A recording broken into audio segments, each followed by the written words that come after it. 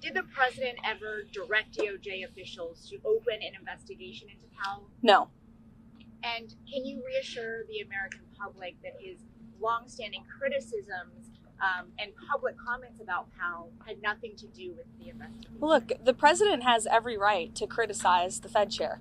He has a First Amendment right, just like all of you do. And one thing for sure, the president's made it quite clear, is Jerome Powell is bad at his job. As for whether or not Jerome Powell is a criminal, that's an answer the Department of Justice is going to have to find out, and it looks like they intend to find that out.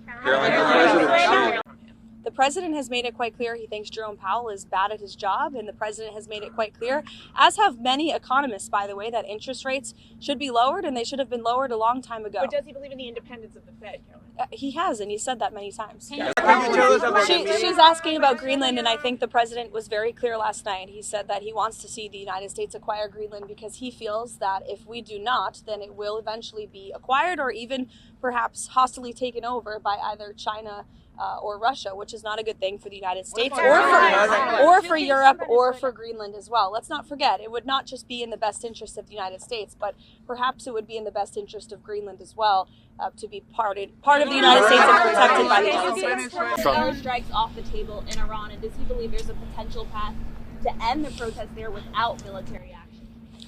Well, I think one thing President Trump is very good at is always keeping all of his options on the table, and airstrikes would be one of the many, many options that are on the table for the commander-in-chief.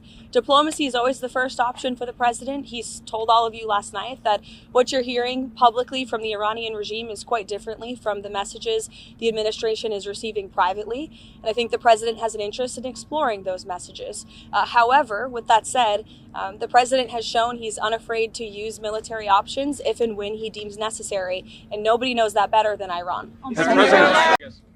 I think the last week has shown that the president made the right, realistic assessment of what needed to take place in Venezuela at this moment in time. And the interim authorities and Delcy Rodriguez and her team have been very cooperative with the United States and the president and his team, as evidenced by the massive energy deal that the president was able to cut with the interim authorities, their commitment to release Venezuelan political prisoners, which we also saw last week. So we've seen a great level of cooperation, and the president expects that to continue.